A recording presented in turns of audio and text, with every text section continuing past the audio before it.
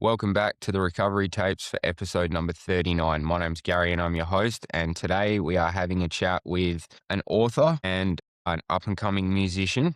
And there's a lot that this man's done and he's still doing. So this is going to be a good episode, everybody. Like I always say, there is no holds barred on the Recovery Tapes. We speak to everybody and anybody and share stories for other people to gain hope and to take strength from. And Timothy's story today is going to be one that I think not only a lot of people can relate to, but I think we're going to go on a bit of a roller coaster ride to come out the other side to hear about the release of his book, the opening of his Spotify channel, and a few other cool things that he's getting involved with in the community. So before I keep rambling, man, can you introduce yourself to everybody, please? What's going on? I'm Timothy. I'm 32.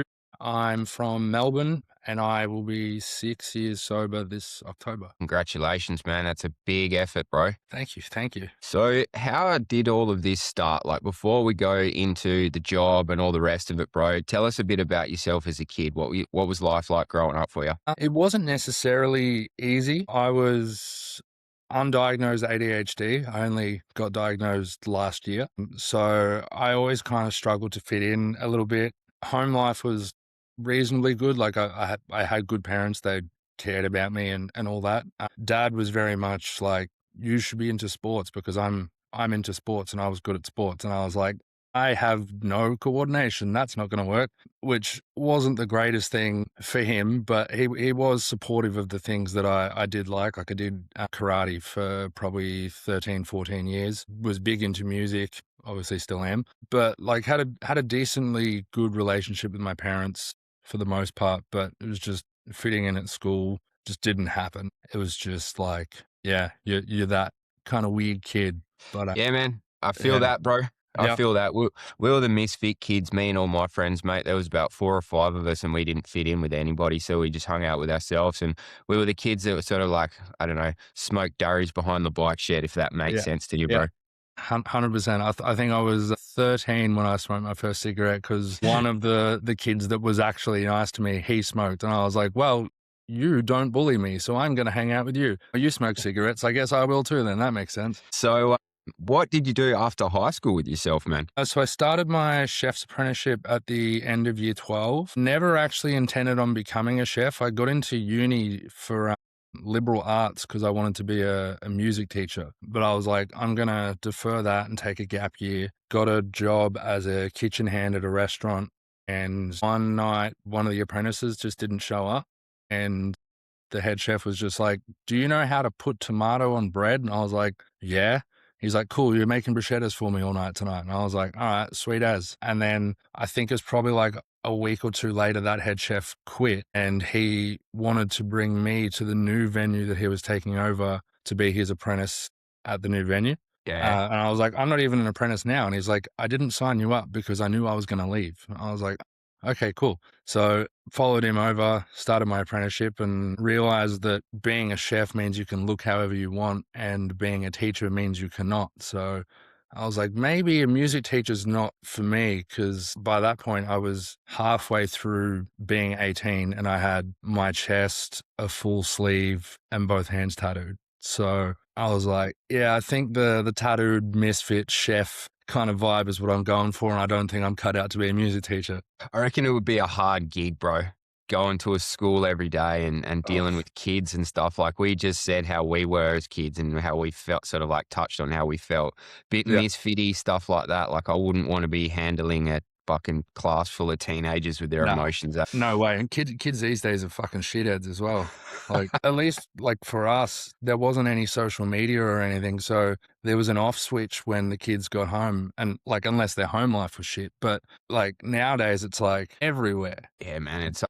It's actually a topic that I do want to delve into later into the podcast as I sort of like, I'm not going to vary away from the addiction stuff because it's obviously the base rate of the podcast, but there's all Yep. these other avenues that I can go down and I want to start like, I'd like to get a teacher on if I could and actually have the time to hear the perspective of like all these people in our society that deal, I guess, with these like situations that you have to recover from. Because I'd imagine going home, man, I mean, I think a lot of teachers do drink and shit quite heavily. Like I Oh, think for it's a sure. You'd have to.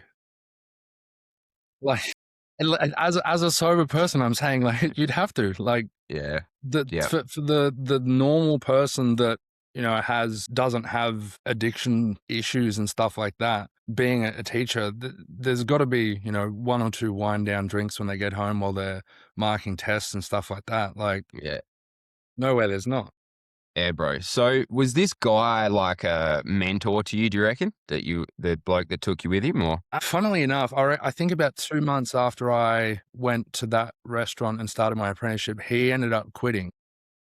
Mm, But the guy who was the sous chef, he took over as the head chef. And from when I started there 2 months prior, he was always really kind of like had my back with everything because I was an 18-year-old who I knew how to cook because I cooked at home a lot, but cooking at home versus a professional kitchen. And mind you, this restaurant was on Lygon Street in Carlton in Melbourne. yeah, Like right. Okay. we were doing 600 to 700 meals Friday, Saturday night. And I was like, I have been out of high school for 5 minutes. This is insane. But yeah, so the guy who became the head chef, he was definitely very much a mentor for me. We had a bit of like an in-kitchen joke that his nickname was the Master. And he said that when I become good enough, he'll start calling me Mini Master. And he'll tell everyone that they have to call me Mini Master. And I think it was about 12 to 18 months after I was there, he came in one day with a knife that he'd bought for me that had engraved Mini Master. And he's like, "You're good enough now." And I was like, "Oh shit." Like right in the feels. It's kind of like getting given a samurai sword by a fucking sensei, isn't it? Like, Literally. Yeah. Yeah. So yeah, he was definitely a big mentor. And like most of the people I worked with there, they were all really good. And I think we were all that same kind of brand of just a bit out there and a bit weird, but we all got each other. So yeah. it was never like being that weird kid because we were all that weird kid.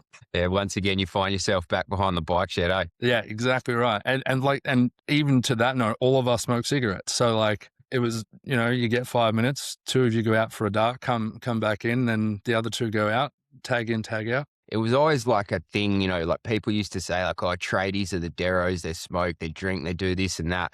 But I always find, and I used to find, like, people that worked in the chefing industry, they were just the same as the tradies, Oh, bro, like fucking drinking, smoking, like working hard too. So it comes yeah. with it, doesn't it?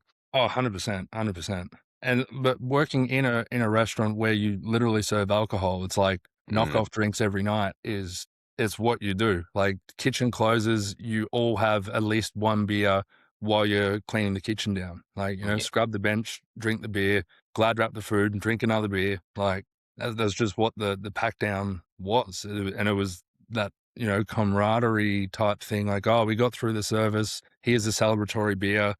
All right, cool. Let's do it all tomorrow. yeah, 100%, bro, 100%. So you mentioned to me as well that you were one of the youngest chefs. I think it was in Queensland, or is it New South Wales? Queensland, yeah. Yeah. So how did that feel being so young, coming into this big fucking energetic kitchen? You just said you're on one of the biggest streets in Melbourne. Like, what was that like at that age, man? So yeah, started my apprenticeship when I was 18, and when I was 21, I got offered a head chef job in Brisbane, and I was just like, okay, cool. Like I kind of really want this because this is where like chefing is where I see my career and my life going. And like did an interview for it and they were just like, yep, on paper, you're basically like exactly who we want. Organized to move up there. The venue manager of that venue actually had a spare room in his share house. So I was basically moving in with the venue manager and then starting my first head chef job at 21. And yeah, like being that young and like leading a team and writing menus and all that type of stuff. Like I had an apprentice that was 6 years older than me. And I was like, okay, cool. Like this is a lot more than I anticipated. And I think that definitely for at least a little while there was people that were like, what the fuck do you know? You're 21. You've been a chef for what, 3 years? You like, I've been doing this longer than you. I know more than you, blah, blah, blah. But I think I've always just had that kind of creativity in my brain that food always just made sense to me. So I would always just try things that people would be like, that's weird. But then I'd be like, nah, but try it. And then they'd taste it and they're like, holy shit, that's insane. Like, I don't know why it works, but it works. So like there was definitely a decent period of time probably that first 12 months that I was in Brisbane where I was the head chef, but I was also like almost fighting to earn the respect of the people that were working beneath me because I was so young. And it was like, I know respect has to be earned for, for the most part anyway, but there was definitely times there where it was like people weren't doing their share of the work because they were like, I'm not listening to some 21-year-old. And then it would take us having a shit service and me being the one that pulled us out of the shit service and got everything back on track. And, when people started falling behind, I jump onto their section, I sort out the mess that they're in, and then I jump back onto my section. And then they're like, oh shit, like you actually know your shit. And it's like, yeah, well, they wouldn't have moved some 21-year-old up from Melbourne if they didn't think I could do the job. Like, what do you, what do you think? It's the culture of our country, isn't it? It's the tall poppy syndrome, mate. It's the 100%. it's the chest puffed out. It's the I'm not listening. As a tradesman, I've been doing my job as a waterproofer for 6 years coming up when it hits Christmas this year. And I have the same thing happen. I get all these tilers and all these guys coming in, these inspectors and stuff, and they see me, they take one look at me and they go, oh yeah, he's just a young kid with a brush and a roller. But after we go for a walk around the building and we've gone down to 2 or 3 levels or whatever, and I'm explaining about water leaks, why we can't do this, what products have got to be used, why you can't do that procedure, I see them unwind and unravel, Yeah. and they sort of drop that like ego that's like, oh, I'm the big dick guy here. Because I mean, it doesn't matter how fucking old you are. It matters like what you can do, doesn't it? Yeah. Yeah. They're just like, oh shit, he knows his stuff. Okay, cool. I guess I will listen then. Yeah, man. I mean, fuck. In some occasions, mate, we've had people pulling out notepads and shit, taking notes and stuff like yeah, it's That's it. it's yeah, bro. So how did all of this translate into into the drinking and stuff? Because I'd imagine after work beers probably turned into 1, 2, cleaning the bench into 10. And then on some nights it would have just gone into full blown benders, eh? Yeah, pretty much. And like when I moved to Brisbane, that was my first time really being like by myself. Like Yep. I'd moved out of my parents' house prior to that, but I had a lot of the same like friends and support network from when I was growing up. And like I would still see a lot of the people I knew like on the weekends and whatnot, like people that I'd known since I was like 15, 16. When I moved to Brisbane, I didn't know anyone. So I just became friends with like industry people and I'd become friends with bartenders and other chefs and stuff like that. And there was this one street that I worked on in Brisbane where my venue shut at midnight and there was another venue that was open until 3 a.m. And all of the bartenders would come over just before our kitchen shut and I would make them all food. And then when I finished, I'd go over there and then they'd all give me beers and then we'd lock in at the venue till 5 a.m. I'd go home and sleep for like 3 hours and then come back and start or open the kitchen again. And like 3 nights a week, we were doing that at least because we could. And when you're that young, the hangovers don't kick your ass like they do when you get older. So 3 hours sleep and a Macca's McMuffin is enough to get you going for the day. So you're like, yeah, cool, this is fine. And then it's like all of a sudden you're like, oh wow, I think I've gone like 45 days without not drinking. That's interesting. Just But it becomes a part of it, doesn't it? Like it becomes a yeah, part of your job. Like it's not necessarily you go to work to go to work. You go to work because you get all these other benefits from it too, don't you? You got the social aspect, the drinking aspect. You're probably dropping your anxiety at the end of the day. Like I remember there was 100%. a period for me, man, where I was working with this guy and it was on a brief stint that I was out of jail and I wasn't going to work because I was earning money. I was going to work because I was going to get on at the end of the day. Like, Yeah. Yeah. And I think definitely like retrospectively, like knowing that I never really fit in school and all that. And then, you've got this community of people who you do fit in with and you spend all this time with and, you laugh and joke and have fun. And it's like everything that you were missing out on from your childhood, you now have it in adulthood. And it's like, oh man, this is the best. I want this all the time. And all of it comes with the drinking and the partying and the doing drugs and all that. But because like I never had that properly growing up, it's like, well, I want that. I don't want to be the weird outsider. So, I'm a do this because this is what friends do together. And like maybe we don't snort coke off of toilet seats at 3 a.m. Maybe that's a bad idea. Who knows? Yeah. I mean, dude, like, fuck, man. I These years you're speaking about of your life, I was in jail, man. Yeah, wow. I started so early on the needle that by the time I was 18, I had been in and out of juvenile court that many times for just fuck, bro, some really serious charges as a teenager, right? Yeah. And I didn't get locked up as a kid. I spent a couple of nights overnight and stuff and then get let out the next day, rah, rah, rah. But when I turned 18, I committed the same crimes. Obviously, I was still in the same circle of people and doing the same shit. And yeah, I got slapped with 3 years straight off the bat. So when this part that you're talking about, I was in maximum security prison, bro, just sitting there, like not doing anything with myself at all. So the Yeah. fact that you're going through all this at such a young age, man, it's you got to give you a shout out and take your hat off to that, bro. It's a lot of pressure, right? Yeah, 100%. So from that aspect of it, right, I speak to quite a lot of chefs, strangely enough. Like I've had this year, I've had about 3 people and a guy that does like all sandwich reviews and stuff like that. They're all in the food industry over here in Perth. Yeah. And I hear a lot of people talk about this culture that's in the kitchens, it's in the restaurants and stuff. Is it really that much of a part of it all? I think it does depend on the venue and the people that are within the venue.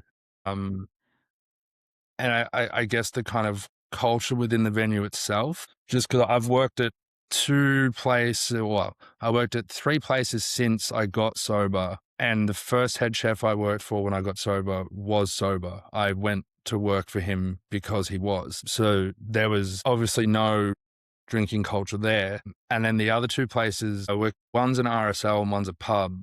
Mm. And both of those places, the chefs, they're kind of like places where chefs go to die. So Okay. Yeah, right. they just kind of, they show up, they do their job, and like the clock off time on their roster is literally the time they leave. Like every restaurant I've ever worked in prior, it's like you start at this time, you finish when the job's done. Whereas these places are like you start at this time and you finish at this time and you leave. So there's these places, no one's hanging around after work because they're getting home to their families and they're getting home or whatever. They might drink at home, but there's not really that much like drinking culture within the venues. Okay. But it also is like these are people who have been chefs forever and they just don't know how to do anything else. And they're not doing it for the love of food or the industry. They're doing it, it's a paycheck and they don't know how to do anything else. I think within the industry of people who like legitimately love food and are passionate about good food and all that type of thing, anything that is driven by passion has a means for addiction to be there as well. So I think in like the fine dining scene and like the top end, not even top end, but good restaurants with, you know, younger staff and people who are striving to achieve good things and people who are wanting to, you know, win awards and pushing themselves to be the best kind of chefs or culinary people they can be. Because it's not just chefs, it's all hospital people. With that kind of like pushing yourself like that and putting that type of pressure on yourself then comes the need to unwind and the means of doing that being the drinking and the drugs and the partying and whatever else. Yeah, it's a big fucking part of our country, man. It doesn't matter what you do. I feel like I speak to a lot of people, and a lot of people say the same thing, exactly what you just said, except unwind it into whatever industry they're working in. And there's always that bring back that relatability of it. But at the moment, there's a big push for people to go completely sober, Mm. like me and yourself, and sort of follow these aspirations and dreams that people who use drugs, but they're in a creative environment.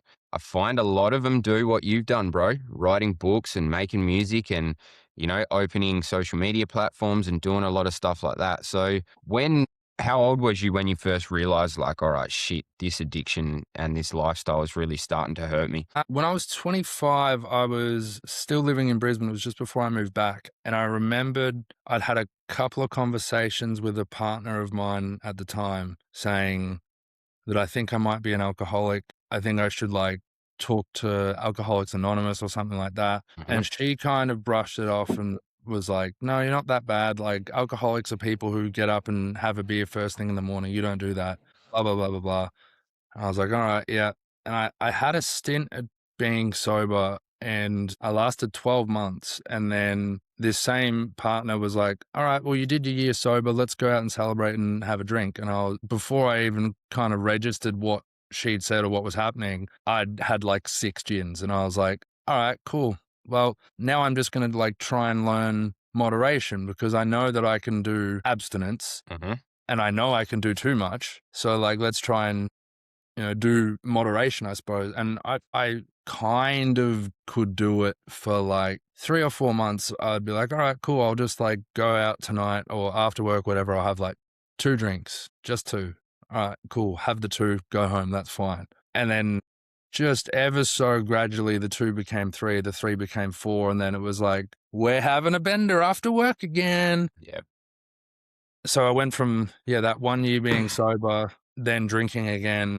And then it was just, I think once I actually started like getting fucked up again, I think I made up for the year off within a few months, because I was like, oh man, this is so much fun. I've been missing out on this. And not long after that was when I moved back to Melbourne. And then it was like I'd caught up with all the people in Melbourne that I hadn't seen for so long. I'd just got a new job as an executive chef of 3 venues. So I was like, the big wig, and it was just like any excuse I could get to unwind or de-stress, I would take it. I really appreciate you being so honest, man. I feel like this is a good open chat, bro. Like, Yeah, 100%. it's crazy how quick it goes. I just looked at the time. We've been recording for 25 minutes already. So it's That's like, right. yeah, it's fucking crazy, man. So, I mean, it sounds like you and this girl didn't last too long, obviously, with what you were saying about the unsupportiveness, so to speak. Yeah. I think we separated like 3 or 4 months after we moved to Melbourne, and she basically said, we're moving back to Brisbane. And I was like, you can move back to Brisbane. I'm staying here. And that was pretty much the end of it. Yeah, man. I mean, people come and go like the seasons when you're that young, don't they? It's one of those things 100%. where you're not going to fucking lock in for the rest of your life at fucking 25 when you got no kids and shit, It's like, Nah, yeah, exactly that's not right. happening. So what happens in Melbourne now, bro? What was the next step in the story?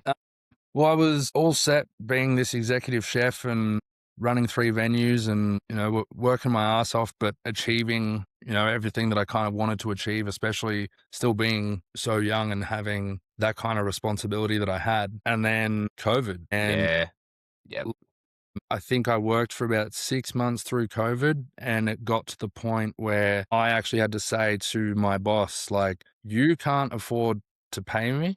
Like, I see the numbers and I know that you want to keep me and you want me running all 3 of your restaurants and all that, but you can't afford to pay me.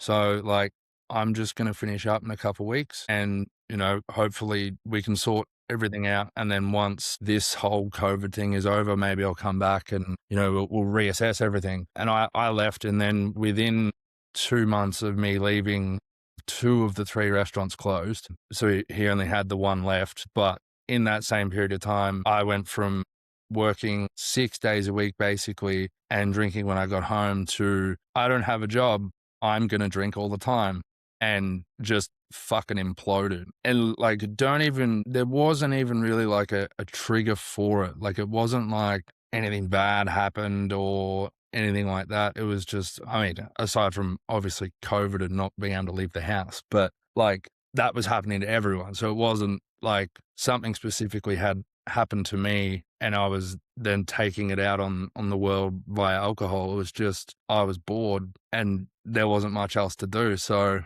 why wouldn't I drink a slab of beer and a bottle of gin every day? That seems reasonable. I'm not, for the people watching on YouTube, I'm not laughing when he says this because I think it's funny. I'm laughing because it's just so, I mean, it's relatable, bro. Do you know what I mean? Like, I know a lot of people went through COVID and a lot of people come out the other side of those lockdowns, taking up smoking, drinking 12 beers a night. Fuck, there was even people who were like just on the cocaine hard as fuck, bro. As soon as those lockdowns come out, people were fucking moving, bro. And it's sort of like an element of our society, I find, that COVID didn't just change things with financials, restaurants shutting down, people struggling like with their businesses and all that sort of stuff. It also opened up this like sort of portal world to addiction that I Yeah. find that a lot of people have. Yeah, I mean, like, I was struggling hard during COVID as well, just to try and sort of fucking keep my head on my shoulders and keep everything going. I was battling to stay sober and stuff. I'm lucky I have my kids and my family and that to sort of delve into. But so how long did that fucking carry on, bro? You just sitting in your house drinking? Was that something that was a big, long stint, or did it eventuate into a deadly sort of deadly place for you? I'll take option B on that one. Basically, it was drinking every day. It was blacking out constantly. It was going to bed in my bed and waking up in the spare room somehow and just being like, I don't fucking even know what happened. Like, what the fuck's going on? And at the time, that was when Melbourne had the hard border between regional and metro. So if your home address on your license was metro, you weren't allowed to go regional and vice Mhm. versa unless you had like a work permit or fucking that kind of thing. But from when I moved down from Queensland, I never changed over to a Victorian license. So my driver's license was Queensland and didn't have a Victorian address on it. And I don't even know who I was with or how it happened, but I wound up going from Melbourne to Mildura, which is a solid like 9-hour drive. Mhm. Was there for 3 days and then ended up back in Melbourne. And I don't have any recollection of any of it aside from one little fragment of a memory of me smoking a cigarette inside on someone's couch in Mildura. And the only reason that I even know that I was there was the geolocation tracking on my phone. Wow. Like the maps or whatever was like, your Mildura trip. And I was like, my fucking what now? What's that? Like, huh? And it was like, yeah, 3 days just completely fucking gone from my brain. And then when I got back to Melbourne, I unintentionally had a day without alcohol because I had no fucking money.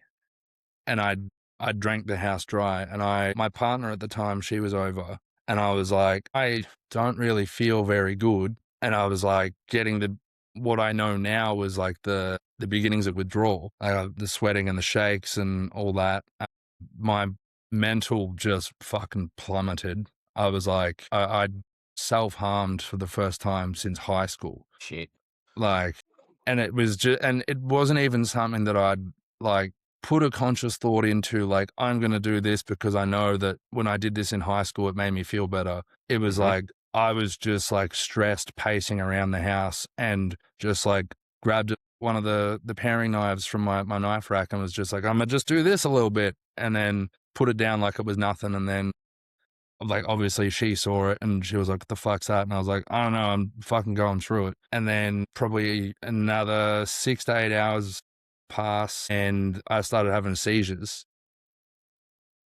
And I was like, well, that's probably not good because I knew that, having seizures and stuff was like one of the worst signs of alcohol withdrawals and it gets very bad from there. And I called 000 and they basically said, if you can get yourself to a hospital, get yourself to a hospital. So my partner took me to emergency in the Royal Melbourne and like they've got the triage window and all that where you like walk up and tell them, what's wrong? And okay, have a seat, we'll call your name. I was like I walked up to the window, started to like fill out the piece of paper with my name and stuff, and then hit the deck again, had another seizure. And that was kind of all I really remember until probably about 12 hours later where I was in the hospital bed and they were like, so if you keep drinking, you're going to die. And I was like, cool, that's probably bad.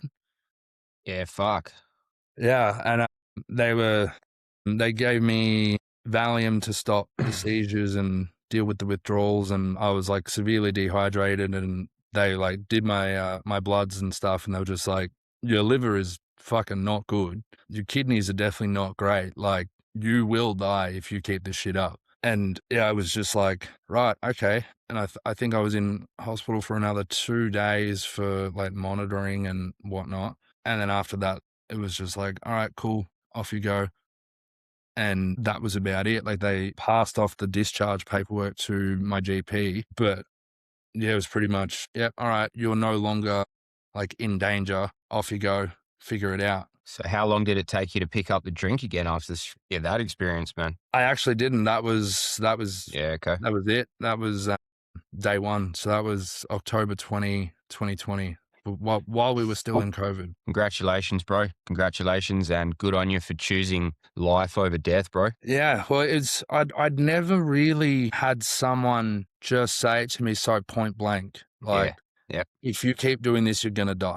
And I just the 2 days that I was in the hospital there, I just kind of thought about, all of the things that I'd achieved with my chef career and whatnot, but all of the things that I still wanted to achieve and all of the things that I wanted to do and travel and see things and all that. And like, I went to Japan in 2018 before I got sober. And I remember maybe 20 minutes of a 3-week holiday because I was fucked up the whole time. Yep. And Yep. I'm like, well, that was like, I'm sure it was fun. I'm sure I had a great time. Couldn't tell you if I did, but like, so like, I was thinking about all those kind of things. And it's just like, fuck, man, like, I want to actually do shit that I remember and shit that I can tell people about more than just being the youngest head chef in Queensland and, more than just work. It kind of like reframed it. My life for so long had been work, party. And then I was kind of just existing outside of the realms of those two things. And it's like, there is a lot more to see and do in the world than to work and get fucked up. Like, nah, that ain't it. I feel like there's a lot more to you as a person as well, man. Like you as an individual, dude. Like it's your evolution point of yourself where you're deciding like, hey, I still haven't met myself here. Like I'm still want to grow. I still want to experience these. That's a beautiful time that people don't speak about enough. I mean, I feel like with what we were saying before about the tall poppy syndrome and Yeah. blokes having their chest puffed out and stuff, like that time right there, that's a beautiful, beautiful time in a man or a woman or any adult person's life where you're having this element come in where you're like, I don't want to do this anymore. I want to be something different. I don't want to just be confined to this space of just like work, fucked up, stress, bills, like everything like that. So is that what led you to write the book, man? Is that where all that come from? Yeah, I think it really was because I didn't know myself outside of work or being fucked up. I didn't Uh-huh. know who Tim was. I knew who Chef Tim Sharp was, and I knew the fucking party boy, Mhm. but I didn't know who I was like properly. And I actually went through a period for probably about 4 years or so where I actually got almost everyone that I knew to call me Timothy, not Tim, because I was like, Tim was the alcoholic. I'm Timothy. Yep. And it was probably only 2 years ago that I kind of dropped that because I caught up with a friend of mine from Brisbane who, funnily enough, I used to get fucked up with her all the time. And we just had lunch. She had a beer. I obviously didn't. We just chatted shit and our banter and the vibes and everything were exactly the same as it was from back then. And I could have the conversation and be the friend and be present and silly and have fun without being fucked up. And I was like, kind of realized the fact that I'm sober doesn't change my relationships with the people who I actually had a connection with. The people that I were only drinking buddies, they all dropped like flies, like fucking see you later. You're not getting fucked up. We don't want anything to do with you. Like, all right, cool. But yeah, the ones that I was actually properly friends with, like the me not drinking didn't change our relationship at all. So after that, she was calling me Tim, and I just kind of didn't feel the need to correct her like I'd felt with a lot of other people. Yep. And then I was like, you know what? Tim's not the alcoholic anymore. Like that was somewhat of a, I think, necessary rebranding at the time to be able to separate myself from who I was versus who I was becoming type thing. But yeah, probably about 2 years ago, I was just like, that's not who I am anymore. People can call me whatever. I've got so many people that call me Moth because they were like, they didn't want to call me Timothy, and they were like, you don't want to be called Tim, so we're going to call you Moth. And I was like, that's fine. Yeah. Moth's cool. Call me Moth. That's sick. But yeah, no, so just entirely fucking derailed that. Yeah, writing the book came from just, not really knowing who I was. And there was so much about my life that I felt like I didn't remember. And I just started journaling, and because I'd been doing a lot of reading online, and it was like journaling, the more you write about things, the more you remember as you write about them, that type of thing. And I was just journaling and writing. And it just got to this point where I was like, oh, I need to break this up into like sections because I'm writing about different parts of my life. I'm writing about my childhood. I'm writing about my early chef career. I'm writing about when I was an exchange student to Canada, like all these things. And as I have kind of like broken it up into these little sections, that's ended up becoming chapters. And I was like, I've unintentionally kind of just written 3/4 of a fucking book here in my self-discovery journalism. I don't know. So then, yeah, I just kind of went through what I'd written, what I'd remembered, and just knuckled down a little bit to sort of finish it, I guess. And had a couple people that I know kind of read it, and they were like, this is actually like pretty good and would probably help a fair few people that would be struggling with like addiction stuff, because you don't beat around the bush at all. Like, same as we're having this conversation now. Like, I don't really sugarcoat shit. If stuff's shit, it's shit, and I'll say that it was fucking awful. But I'm alive to say that it was fucking awful and it's not now. So, like, why would I sugarcoat something terrible when I've come out the other side to where it's a hell of a lot better now? So how did that make you feel, bro, when you started reading back what you'd written down? What was that experience like for you? Really kind of confronting, because it was like I was reading everything that I'd lived, but it's this weird thing of like reading your own story makes you kind of grasp just how fucking gnarly some shit is. And like, even just like that Mildura story and the hospital and all that, like reading about that, it's just like, yeah, you were like actually pretty close to dying there, dude. Like, if you hadn't have pulled your shit up, or you hadn't have got yourself to the hospital and all that, like it was up there. It definitely was up there.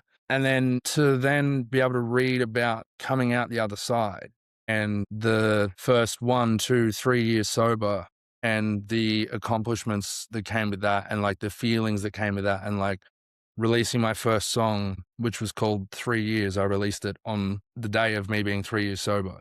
And then just like all of these little things that I never thought that I would ever really do, because I didn't see a life outside of work and alcohol. Like, I'd always wanted to make music. I'd always been really into music. And it was like, well, I don't have time because I work too much. And also, when I'm not working, I'm hungover. So I can't do it. Sorry. It's crazy what sobriety gives your brain, bro. Like, I've heard a lot of things about journaling, and apparently there's something about it's like a mental connection from your hand. So your Mm, hand actually writing on the paper, and then you reading back what your hand has written. I think certain people go into trances and they just write. Like, it's like you're not thinking about what you're doing. You're just unloading 100%. these parts of your brain that are just like feeding all of this story back to yourself. So would you suggest to people out there struggling with addiction or in recovery at the moment, would you suggest journaling to them? Fuck yeah. Yeah, 100%. Like, when I started doing it, there was one day where I was sitting on the couch with my fiance, and I was like, I just started writing some stuff down, and it literally looked like what you just said, like brain lock in, fucking trance, let's go. In my mind, I wrote for 15 minutes and that was it. She'd finished 2 seasons of a show we were watching on Netflix, and like 6.5 hours had passed, and I'd not moved from that spot. I hadn't drank water. I hadn't gone to the toilet. And like, it was just unloaded out of my brain. Like, I couldn't actually tell you what I wrote until I had actually read it back and just gone, oh, shit. Okay, cool. Yep. And then reading it back was like, I do remember that. Like, I didn't consciously remember, like, I didn't even consciously know that I remembered it until I wrote it down and then read it back. You healed yourself, bro. It was Yeah. like it's like how monks and shamans and stuff meditate, and they sit there in those trance states and they don't move and they're breathing, they're locked in. You healed yourself, bro, with a pen and a paper, man. It's crazy. Yeah. Yeah. Unreal. So how do people find this book, man? Because I feel like we've only briefly just touched on it and stuff, but for the people out there listening, how do they get a hold of it or get an ebook or whatever it is? So it's on Amazon, on pretty much every country's store. It's called Yep. Still Here, Still Sharp by Timothy Sharp. I also have my own website that I do my PT stuff through where you can buy a signed copy. Yep. And that ships pretty much anywhere in Australia. But on top of that, yeah, the Amazon's got the Kindle ebooks. Hmm. So I think it's 30, maybe $30 on Amazon. I think the ebook's like $10. It's a fair price. Yeah, Yeah, and then the signed copy is 35. I like that, bro. I like how you've just put your signature on it for $5. You know, some people may have charged 50. I like that, bro. You've done that really well, actually. Well, just feel like if that is something that someone wants, then I'm not gonna be like, yeah, all right, exuberant fucking surcharge for that. Like, if someone wants a signed copy, yeah, cool. I'll charge $5 extra to cover the shipping from Amazon to me and then me to you. Like, Yeah, yeah, yeah. I don't I want feel anything like, extra out of that. man, you're a pillar in the community doing shit like that, dude. And I don't say that lightly. Like, it's not me licking your ass because you're my guest for views or anything like that, bro. Like, I'm the same. Like, I don't make any money from this podcast. As a matter of fact, I give money to this podcast to make it Yeah, happen. that doesn't surprise me in the slightest. Nah, so I mean, I have my sponsor and stuff like that, but he's also a recovered addict who's a Muay Thai gym owner and stuff. Yep, And the sponsorship that he gives me is when I get all my traveling setup and stuff going is I'm allowed to go in and record in his gym, which is a soundproof space because of all the matting and stuff. And there's a ring yep, in there with a sick background and stuff. So it's like for people like us starting out and doing things like this, it's not about hitting this money milestone and making it our lifestyle, is it? It's really more about helping people just be better. yeah, 100%. Like, and it was the same thing with the music and like writing the songs in the album. Like, I never wrote any music because I wanted to blow up and start touring and stuff like that. Like, I wrote my whole album. I basically wrote that with a producer and an engineer, and we just like I would hum a riff to him via a voice note, and then he would play it back to me on the guitar and be like, "Is this kind of what you're feeling?" And I'd be like, "Yeah, yeah, that's sick." And then that was basically how we wrote the whole album. And like I paid for all of that to be made. I paid for the recording. I paid to put the album out. I paid for a music video for it. Did all of that, not in the hopes of blowing up and making all the money back and fucking whatever. It's like I just want my own expression to be out there, something that people can potentially relate to be out there. And I mean, if I wasn't sober, all the money I spent on the album, I would have put up my nose or in my liver. Same thing with getting the book sorted. Like when I think about things retrospectively like that, it's like, oh man, that the album cost me probably like 4.5, 5 grand over the 2 years writing process. But then what's 50 to $100 a night, 7 nights a week by 365 days? Like, have I still saved money by being sober and releasing an album versus drinking every day?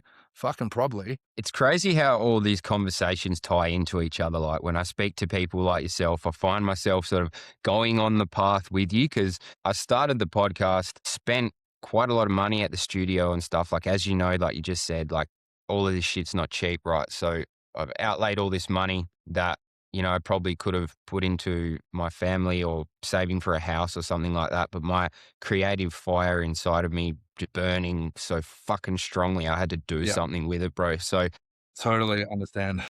I've just recently, with the help of a friend, like I'm not going to act like I'm this big fucking dude that can buy all this like crazy stuff, but with the help of a friend, I bought myself a Rodecaster. So it's like a recording, the Rodecaster box for podcasting and stuff. Yeah, And fuck yeah.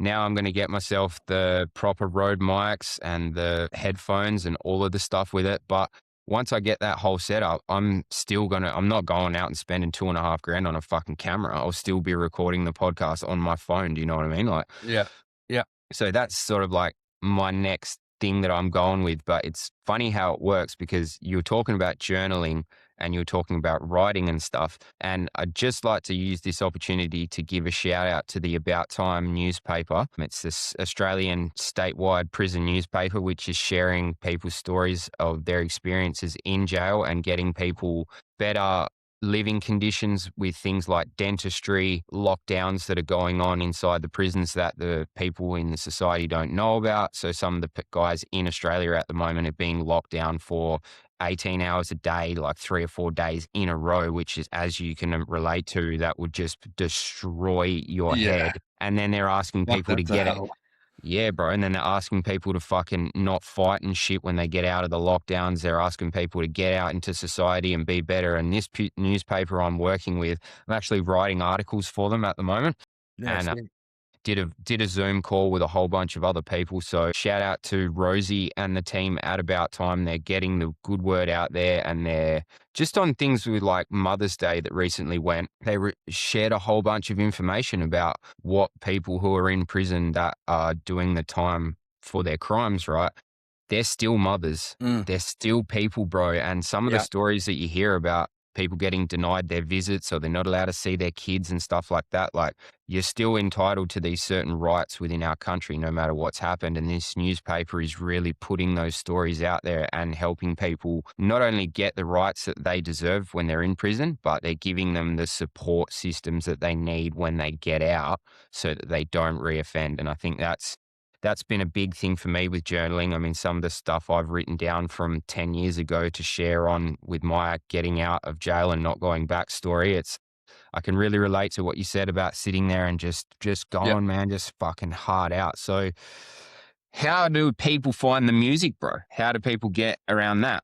So that's all on Spotify. The band, which it's just me, but the Yeah. band is called Project SON. SON stands for Sobriety Over Notoriety, which I kind of took as a bit of a moniker for myself once I got Mhm. sober, because I was like, I don't need to be that well-known party guy that everyone turns to when they want a good time type thing. As long as I'm sober, I'm good. Like that's the most important thing to me. And it also kind of rhymes. So I was like, sobriety, notoriety, that's cool. But yeah, so Project SON, it's on Spotify, YouTube, Apple Music, Instagram as well. I'm actually working on 2 new songs that'll be coming out October 20 this year, which one of them will be called 6 Years for obvious reasons.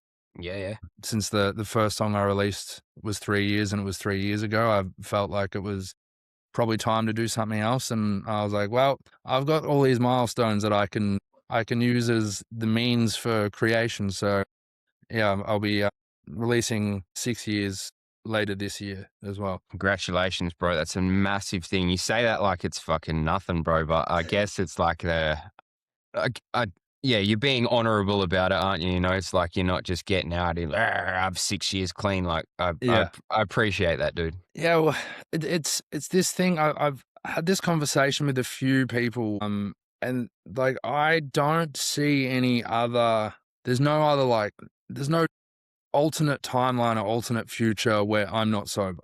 Like Hmm. in my mind, I've associated me not being sober with death. So it's like if I was to have one singular sip of beer right now, I would drop dead on the ground. Obviously, that's not how that would actually happen, but the effects of me having that one beer right now would be as good as me being dead.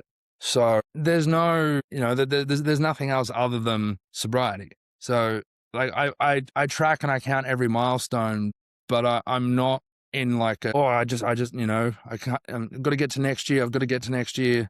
I'm not really like checking things off of boxes or whatever. It's just this is just who I am and how I live. Like that's it. It's cool. It's cool that you've got those principles that you live by. Like I say to people as well, like once again, being honest, bro, I don't have a huge fucking following and stuff like that in comparison to some of the other recovery people that you see online. But I do get messages and stuff come through, people like asking for advice on certain things. And one thing I said to a guy not so long ago, and I did make a TikTok video about it that didn't like blow up huge, but it went all right, And Yeah. I say to people not to count your days and that when you're in the early stages, because let's just say you did 3 weeks, right? And then you fuck up and then you get back on the horse and you try again, but you only do two months or 2 weeks or whatever it is. Yeah. It's going to give you depression, bro. Do you know what I mean? Like, and so, 100%. yeah, It's like not only did I fuck up, but then when I tried again, I didn't do as well as last time. So what's the fucking point? exactly, man. And then, some sobriety people say get an app. Like, there's all these apps on your phone and stuff where they can track what you've been doing. You can put in what your drugs were and all of this sort of stuff like that. But I feel like with social media, any form of social media can have a negative mental health effect on you if it's not giving you back what you're expecting to get from it. And that's the Yeah. only reason I mentioned that. Yeah, no, I definitely agree. And like, there's like that dopamine chasing that a lot of addicts and recovered addicts they have. They will want to do things like tracking and whatnot because it's like, oh, every day is a day I can check off and, get that little dopamine spike. But if they have a relapse, or if, the dopamine spike doesn't hit like they want it to from checking off another day on Yeah. an app, then, they're going to go looking for it elsewhere. It's the reason why I sort of do my online content and stuff the way I do. Like, Mm. I use my TikTok sort of as like a journaling diary for myself. Like, when I'm walking to site, I'll just pull my phone out, and I'm so fucking ADHD driven even now that I'm just like blah, blah, blah, blah, blah, just talking into the phone. And Yeah. sometimes I don't even rewatch them, bro. Sometimes I just hit fucking post and see what happens, And so far I haven't received much abuse or spray, so I think I'm Yeah. doing it right.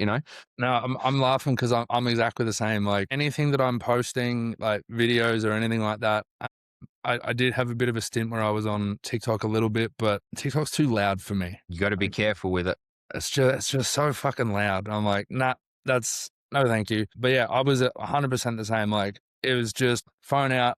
This is what I'm saying. Send. And then, or not even send, post. And then I probably wouldn't look at what I'd posted until I was going to post again the next day. And there'd be likes and comments and fucking whatever else. But it's just like, I've got to do it while I'm thinking about it, because if I'm like, I'll do that later, I'm definitely not doing that later. That's not fucking happening. That's gone into the void. It's fucked off. It's non-existent. It's fucking crazy, that app. It actually rewires your brain. So because it's so fast scroll driven and there's so much happening, like what you're saying, it's so noisy. If you go on it too much, your instant gratification in real life is destroyed. Like, it fucking burns your brain, bro. So, like, I don't know, let's just say something simple as like you play a game of sports with your friend and you kick a goal. Like, but on TikTok, your feed is fucking all AFL goals of all the professionals and stuff, snapping bananas and fucking kicking from 50 meters out and all these like finals game winning goals and stuff. Yeah. Like, your goal that you kick that you should be celebrating for yourself is completely destroyed by the fact that your brain won't accept the fact you kicked one because it wasn't a cool one. Like, That's fucked. I fucking hate that. it sucks. So, Oh, like, man. I first figured it out when I posted, right? And one of my posts went fucking bananas, bro. Got like 30,000 views and like fucking over 1,000 likes. There's all these comments. Like, I couldn't even manage the fucking app. It was just big ding, ding, ding, ding, ding. And I was like, holy shit. And the next one I posted got like 230 views and like 2 likes. And I was in my car and I was sitting there and I was like, this isn't right. Like, this isn't me. This isn't real what I'm feeling. And then I sort of like spoke to another person who does a bit of social media stuff, and they were like, yeah, you've really got to be careful with TikTok the way it is, because on Instagram, you'll get a lot of the same sort of followers and stuff from people who are just following your page. But with TikTok, it's all done around the For You page. So your video gets sent to different people continuously all the time. And it's like, it's fucking, yeah, keep your kids off TikTok if you are listening, please. Yeah. Fuck that. No, thank you. Nah. I gave up on it completely, and I'll do Instagram posts and Instagram reels and stuff like that. But Yeah. nah, TikTok is just, and also TikTok, the people on TikTok, I did a few TikTok lives probably about 12 months ago, just because at the time I was like streaming video games a little bit. I was just doing a bit of like live stuff. I stepped out of the kitchen and more towards like working in the gym and that kind of thing. And I was like, oh, this might just be fun to do like in my spare time. And I was on Twitch, and everyone on Twitch that followed and whatever were super cool and nice. And, I'd play video games or whatever, and then do some TikTok lives. And there's just so many people like, what the fuck's wrong with your face? Yeah. I was like, man. all right, cool. Like, I've got face tattoos. Great. Like, I'm glad you noticed. Thank you. What's wrong with your face? You look like Satan. Why would you destroy yourself like that? And it's like, brother, if you don't like it, just keep scrolling. Like, why are you clicking on my shit to call me ugly? Like, that's fucking weird. If you are out there and you do not have a huge TikTok following, it is not as cool as you think it is. Yeah. Just to let you know, like but off the back of the social media chat, if you want to find Tim's page and follow his music or anything else he's doing, I will be making some reels up from this podcast where you can see on my page. If you do follow me, you'll be able to see the collab there. So you can just click straight on Tim's page. And then from there, I'm sure there'll be links and everything going through to your stuff. But as we sort of roll into the last tail end of the podcast, man, I did notice that you do some fitness stuff, and I also do notice it to be a big trend in the sobriety community and stuff. So what does the gym mean to you, Tim? So when I first got sober, obviously with it being in the lockdowns, gyms and stuff weren't open in Melbourne or like Metro Melbourne. When I was an addict, I was probably like 65 kilos. And like I'm 5'11", so I'm not super tall, but I'm not exactly short. Like 65 kilos is like, that's pretty fucked. And I wanted to do the gym. Obviously I couldn't with the gyms being shut. So I just kind of did some at-home stuff and just started eating food again, because towards the like tail end of me blowing my life up, I was eating a meal maybe once every 3 days and getting my calories from beer, and I would just take multivitamins and be like, that'll cover the gap. Doesn't cover the gap. That's stupid. Don't do that. Yeah. But so yeah, I just started eating, and I think in a way I replaced alcohol with food. And by the time that the gyms actually opened up again properly, which was, I think it was about a week after I had celebrated 12 months sober, I'd gone from 65 kilos to about 110. And at my heaviest, I was 120. And I started at the gym with my coach, who I have now, Mark. Shout out, Mark. You're a mad cunt. But I started with him, and my only goal was just to be strong, because I was like, I'm fat. I just want to be strong. And I started powerlifting and training. I think I started 1 day a week and then eventually 2, and then got to 4 days a week. I was training with him. Eventually got stronger. In general, just got a lot more confident about myself and my body, I guess. And then just slowly kind of realized that like being bigger doesn't actually make you stronger. Like mass moves mass, but yes, to a point. Like I was fat and not strong enough to compensate how fat I was. So I was like, I should probably sort that out. So then just worked more effectively on like tracking what I was eating, doing more cardio, that type of thing, and lost a bunch of weight. I think I weigh like 85 now. Nice. And it's just like doing all of those things and again, kind of coming out the other side of it as well, much like the addiction itself. It's like I replaced alcohol with food and then replaced food with training. And now I've kind of got some semblance of balance in that, like I'm training and doing my own training, but also I'm coaching other people. And then I do meal prep as well. So I've got the food side of things, but it's not, food isn't like a direct replacement for, it's like I took my alcohol addiction and then split it into like 9 things that I can focus on somewhat evenly. And now I've got like the balance. It's like you take the one thing and replace it with another thing. You're still as dependent on that other thing, and anything in excess isn't good for you, right? But if you can then eventually like segment that one thing into 2 and the 2 to 4, and then spread the attention and the focus somewhat evenly, then there's like balance. You know, you do the Anakin Skywalker and you finally bring balance to the Force, and everything's all good. Man, you are literally the reason why I have this podcast in a physical form, man. Like the amount of help that people will be able to take from this episode just from listening to you speak and the way that you've spoken today. I cannot thank you enough, bro. Like, honestly, man, even that last bit that you just said about taking your alcohol addiction and splitting it into 9 positive things. I mean, you fucking heard it here first, people. This episode has got so many ups and so many downs in it. And then just to hear that you're where you are, have written a book, you're doing music, you're helping other people in the gym, you're still like linked in with your food and stuff like that, bro. You are a fucking pillar in the recovery community. If no one's ever told you that, then I'm telling you that today, bro. Thank you so much for your time today. Thank you. That means so much. Like, it's I never really think about the things that I do in the scope of like, obviously I do things to help people, but I never really think Yeah, about them yeah, in like how they have helped people. yeah, yeah, You know yeah. what I mean? So yeah, just getting a little bit of that recognition is just like, oh, that's super fucking cool. Like, I'm just a guy,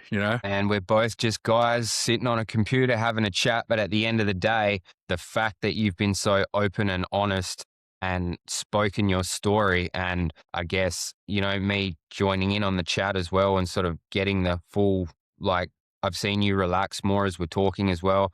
I'm actually spewing that we're not in the same state because I would have loved to go into the studio and actually sit down with you, bro, and done Yeah. a full episode like that. But I mean, that might still be on the cards in the future, bro. You never Yeah, know. for sure. I mean, I do vaguely think there's some powerlifting related something or other in Perth next year. So like, if Well, you that never does know. There you happen go. and it Yep. lines up, I'll hit you up and be like, all right, let's do it again.